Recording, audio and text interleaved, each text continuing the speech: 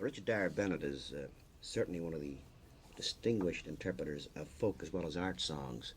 Now, Dyer-Bennet, suppose we start with you. You have a certain kind of audience. This is indicated from those who attend your concerts and those who buy your albums. What do you seek in terms of an audience? What sort of audience do you seek? I think that I don't think in terms of seeking an audience, Studs. I work the way I want to work, and not blindly, not assuming that no one will like it. I assume that what I want to do will be meaningful to some other people. And I have to accept the limits imposed on me by that way of working. In other words, if I insist on working a certain way because I want to, I have to accept the audience which will enjoy that way of working. This audience, Irving Sablosky, suppose we go to the critic for a moment and we'll come back to you and your audience, or perhaps Irv will touch upon that too. You as a critic, what do you seek from a performer, say like Richard Dyer-Bennet? What do you seek in terms of the songs he sings and his instrumental work? Well, as anyone who goes to a concert to hear a singer of songs, what I'm really after is the kind of knowledge that is in the songs, the kind of experience. And from Mr. Dyer-Bennet or any other singer, I would look for some kind of a feeling, some kind of an insight into what this song is. He's the only medium through which this song can be held up for me to look at. And it is a kind of knowledge that man has produced. And I look for him to show it to me. You look for illumination of some sort from the performer. Yes, exactly.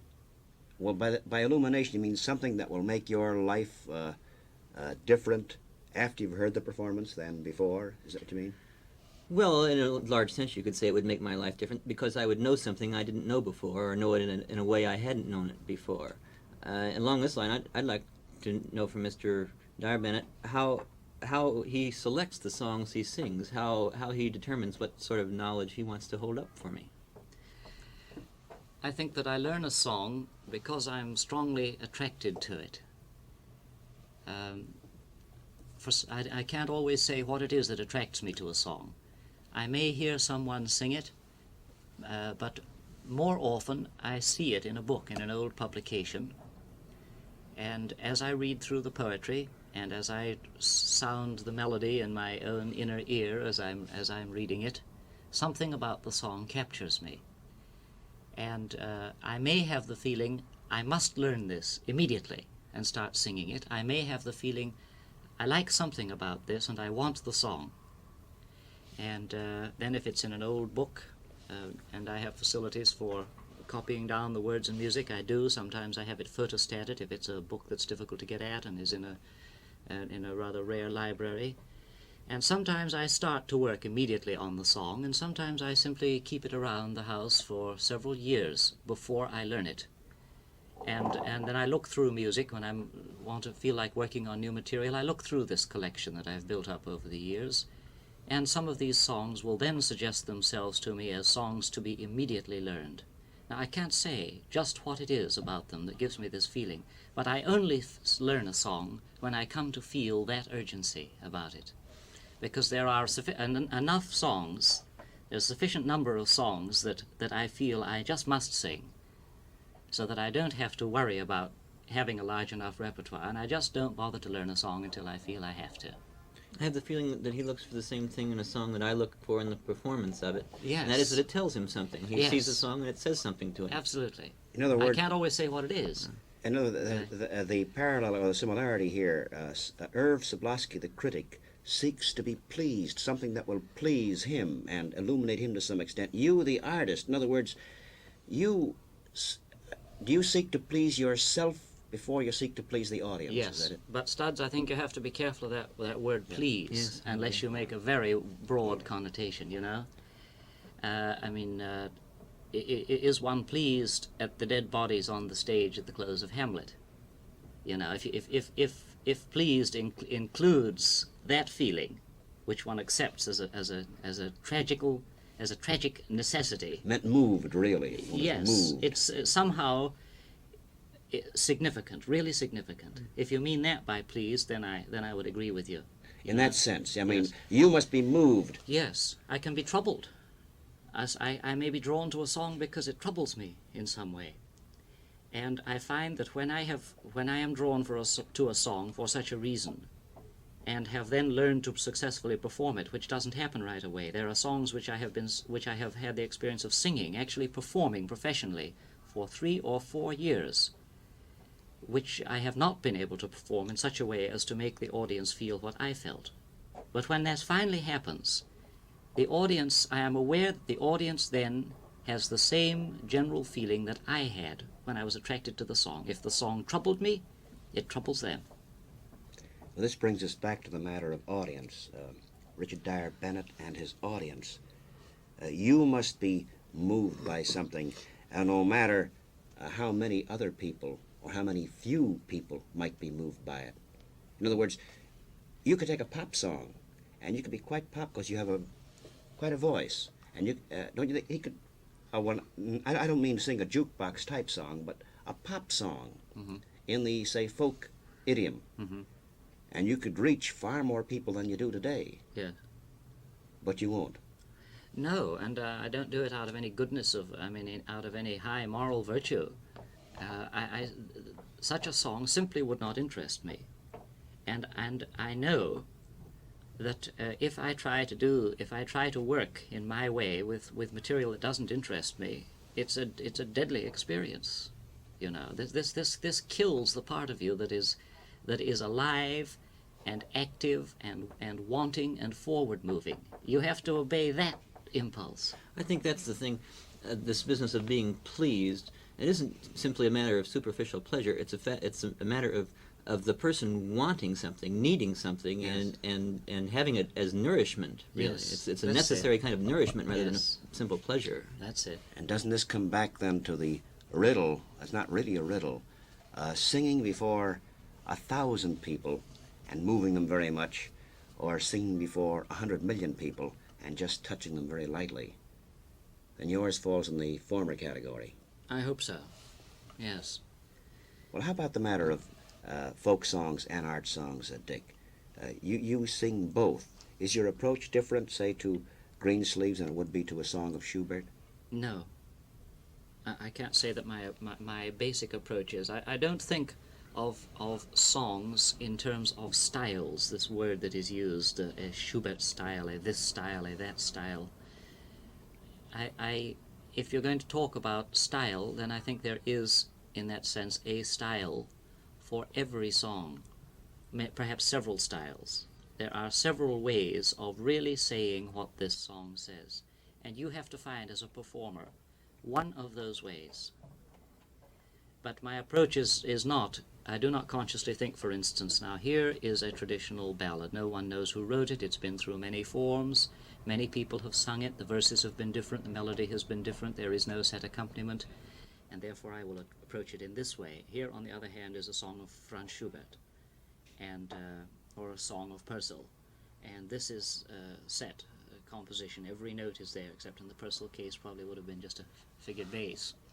But I don't have the feeling, now here is the style in which Purcell must be sung, and here is the style of Barbara Allen. Not at all. These are two songs.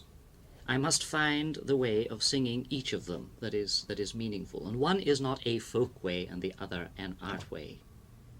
I just don't make that distinction.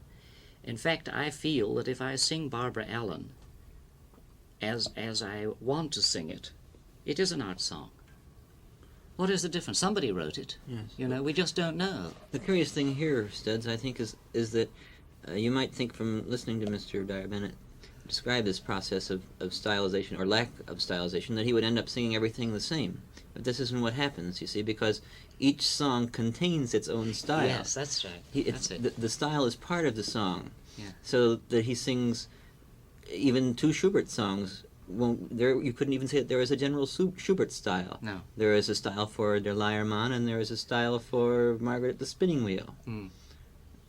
In other Yes. words, Exactly. this is for you, the interpreter. Yes. to find what you think is a style for each of these songs? In fact, I shouldn't have said style No. for. Yeah. There is a style in. In. You have to find it. Yes. Yes. But isn't there, don't you, now here's what, aren't you allowed, or don't you take more liberty, say, with a folk quote-unquote song, one, let's say, like Barbara Allen or Yes. Golden Vanity, than with one of the songs from the yes. Winterreise? It's true. I take liberty in to this extent. For instance, in Barbara Allen, you have a melody which is repeated, would be repeated if you heard it sung by a real rural traditional folk singer. He would sing the melody exactly the same for each of the verses. Now, I do not always do this. I may sing it the same melody for 7 of the 8 verses. And in the 8th verse, if it occurs to me to do so, or in the 7th verse, not necessarily the last one, if there is a little change, a little inflection on a certain word, I may take it. I may take the liberty of doing that, because there is that to be said. There is that difference. You feel that the Schubert song has been perfectly conceived. You know, there is no question what Schubert meant the melody to be. You know, there it is. This is the way it was written. This is the way it was published. Schubert didn't question the publication of it, or if he may have done, it was corrected in the next edition. But you know, here it is. Here is exactly what he intended. And in this case, although I might have theoretically a musical right to change something that didn't seem musically good, in another sense, I do not have a moral right to do it. I feel if I'm singing Schubert, it must be as Schubert did it. So Schubert completely finished the song. Yes, it was there. Every note of the accompaniment, the whole thing. Whereas with the folk song, Yes. a folk song actually is never finished. never But when you finished. perform it, you finish it for the moment. That's a good point. That's a very good point, yes. What Yes. about on this matter of finishing something for the moment, or the trying to be faithful to an idea or to a mood? What about this matter of concert programming? In the case of pop artists, they seek this something called change of pace. A pop artist offering a program. But how do you program your concert? Is there a specific way in terms of the songs, in terms of sequence? No, there isn't, Studs. I tend to divide a concert into 3 groups of songs, usually starting with songs from the British Isles, and a second group of European songs, and a third group of American songs, because I found that there can be an almost shocking contrast if I were to follow a certain kind of Irish song, we'll say, with a certain kind of European song. If I follow a 19th century Irish song with a 16th century Spanish lute song, there's a shocking contrast to me. And it doesn't suggest to itself to me this kind of contrast. I think that the contrast must be within a framework. And to me, a successful concert program has a certain kind of architectural form. You begin, and there is an unbroken structure to the end of the program. There are 2 intermissions. In my programs, there are 2 intermissions.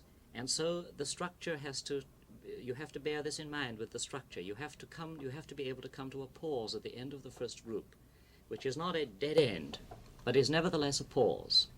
And you have to leave it so that here is a sort of not a finish, but it is just the feeling of a pause. Then you take up the architecture again in the second portion, and in a sense you continue the intention suggested by the first group. And you come then to a second pause, and this must be a different kind of pause, because during this pause the audience is going to get up, walk outside, smoke a cigarette, their mind's going to go off the program entirely. So when they come in again for the final group, you have the problem of recreating, just in sort of a resume form, with this first song of the third group, you want to quickly recreate the mood that you had established during the first 2 groups. And when you come to the end of the third group, here is the final statement. I think what Mr. Dyer-Bennet actually does, as it sounds to me, is that the whole program becomes one comprehensive song with the applause and the Yes. movement of the audience and the feelings of the audience Yes. all written into the song. It's Yes. one large song. Yes. And So a three mood, stanzas in a way. in a sense, then a Yes. mood is maintained here. Yes. A mood transferred to the audience. Yes, and Not it can shockingly. shift. The mood can shift, but it mustn't be. There must be no shocking change. Shocking in the sense of so dramatic a change that your mind and your feelings are shaken loose from the mood they were in a moment ago. It's a kaleidoscope thing, you know. It's a little. Is this what you're trying to do with your albums? You now are producing your own record albums. Richard Dyer-Bennet is the label's name. Do you seek to offer a concert form, this pattern, on your record too? Yes. I may. It's possible that I may change my mind about this, but at the moment I have the feeling that, particularly with the new LP form of record, people tend not to single out a particular song or a particular section of a record. I think they tend to put the needle on at the beginning and play right through.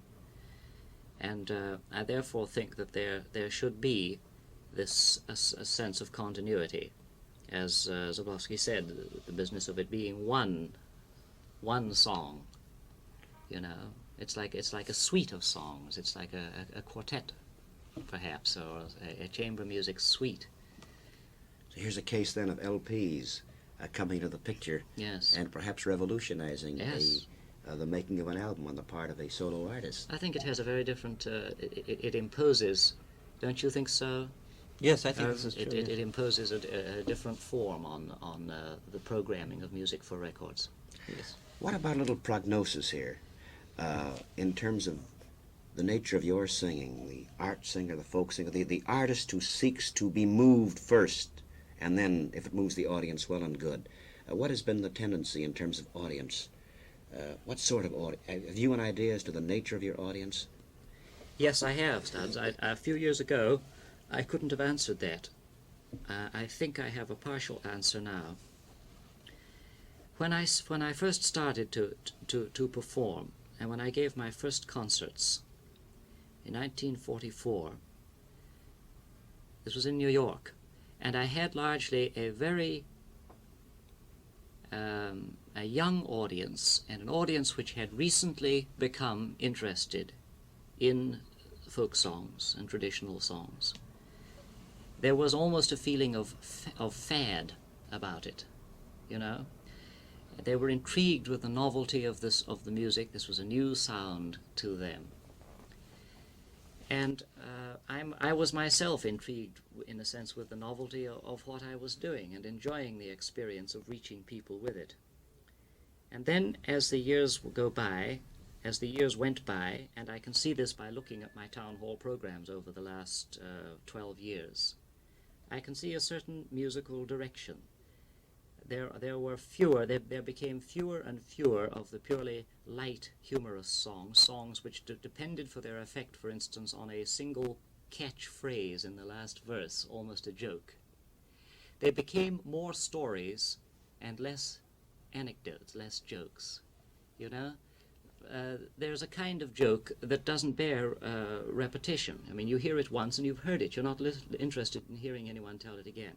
But there is a kind of a story, a tale, in the sense of a tale. A tale teller can interest you in his tale several times. A great storyteller like as Bob Flaherty was, the documentary film man, and I don't mean just in his films, in his talking, could tell you a story, and you found that the next time you saw him 4 or 5 weeks later, you wanted to hear him tell that story again. You would say to him, "Bob, tell me that story about the captain's chair again." And as I look at my programs, I realize that I began moving in the ballad and narrative songs that I sang towards songs which told a tale. And the value was not in any surprise element, but in the quality of the tale. And musically, I found I was becoming interested in slightly more complex musical forms also. Now, this did something to my audience. It meant that the people who were willing to follow me into this slightly more demanding, slightly more complex field became my audience, and I tended to lose those who were not willing to make this effort. And I think that as I have worked harder myself, I have demanded more of my audience. I don't think that my audience today can sit passively in the concert hall. Those who, if an audience that expects to sit there and say, now, please me, entertain me, without making an effort, they're going to find me very, very dull. They're going to walk out on me. Or they may be polite enough to stay, but they'll never come again. But I think I am now building an audience. I think I now have quite an audience of people who not only have followed every stage of my development, but they are demanding more of me. They perhaps want more of me than I can give right now. You know, they're willing to make every kind of effort to understand anything I might conceivably do. And this is what has delighted me in the last year or two. And there are a few places in the country in particular in which it has happened, and interestingly enough, Chicago is one.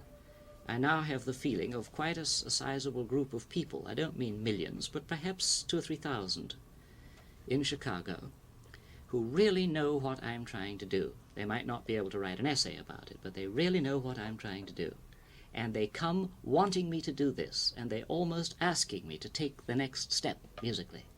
Well, this... and this is exciting. In fact, if you didn't take the next step, you would be betraying them. Yes. Well, doesn't this bring That's in right. a very intriguing question of the artist demanding something from the audience now? Oh, yes. We're so accustomed to the performer giving and the audience taking, but in Yes. this instance, we're looking for a two-way street here. Yeah. It is a two-way street because you have a kind of thought involved here, and it's a kind of thought that's communicated back and forth between the artist and the audience. And the Yes. audience has to be ready to think and take the thought to the next step so the artist can go ahead and then Yes. the thought Yes. proceeds. Well, Irv, is this so? Is this the case? Does this have to be the case in all, say, advanced forms of music? In any kind of permanent forms of music, I'd say so, yes. Absolutely. That's what Irv, makes it I'd like permanent. to say something about what seems to me the function of a critic in this respect. Oh, I wish you would. I mean, it's a personal feeling of mine. Often we tend to think, I mean, people in general, we tend to think that the function of a critic is simply to tell an audience whether something that has gone on was good or not, so that they will know whether they should go to see it or hear it next time it's around, you know. Which I don't think is the function of the critic at all. I don't think this is his job. This may be a corollary of it. If you come to find that you trust a certain man's judgment who is writing regularly in the press, you are influenced by what he says. And if you have found from past experience that he likes something very much and that you like it also, you will tend then to go and hear something which you have previously missed and which he thinks is very good. But I think that the critic's real function and most important function is almost as an intermediary between an artist and the critic, not an intermediary for one specific event, but a kind of a permanent or semi-permanent intermediary between what an artist is doing with his whole career, with his whole work, and the audience that exists there. Here, the critic is, after all, a member of the audience. He's a human being, but he is also more specifically interested, perhaps, in the whole creative process than other members of the audience. So he both hears as a member of the audience, and he is aware of the audience because he has a certain kinship with the performer. And it's almost a business of interpreting one to the other, one group to the other. I think I agree with you wholeheartedly. I think what it boils down to is the critic is basically a reporter. That is, his question to himself is what happened there?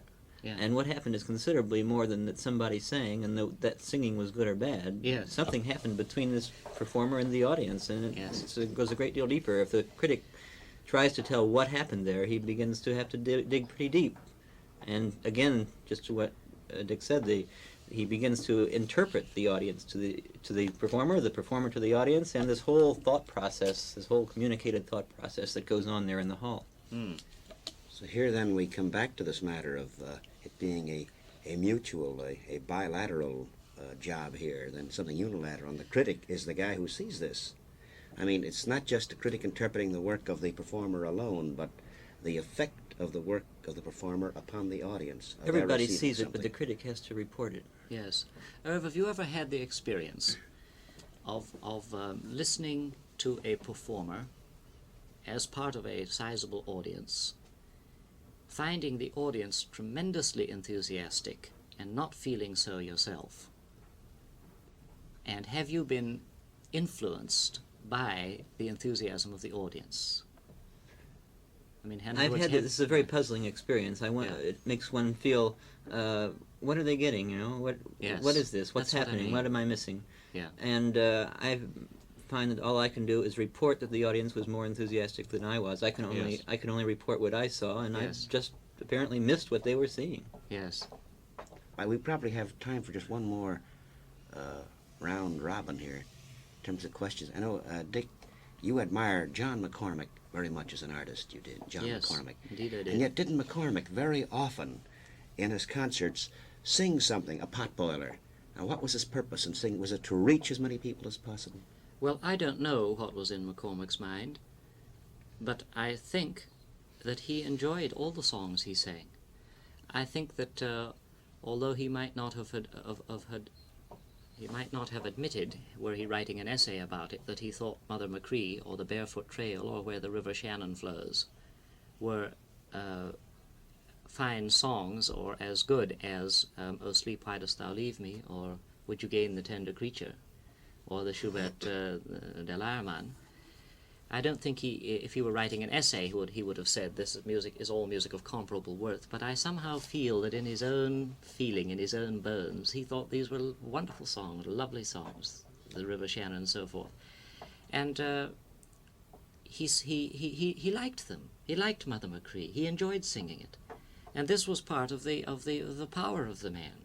He could honestly sing that song, you see, and he could reach, therefore, an enormous audience, because a large audience could be reached and moved by that very sentimental song. And I confess that though I don't find it a great song, and though I would not walk 1 yard to hear another singer sing it, I prize John McCormack's recording of it. Well, The thing is that it's the song which moves the singer to sing rather than the audience that moves the Yes, singer to sing. yes. well, this then, gentlemen, is a good way to wind it up. The singer of songs has to be true to himself. And in being true to himself, he is true to the audience. Thanks a lot, Richard Dyer-Bennet, singer of songs, and Irving Sablosky, music critic.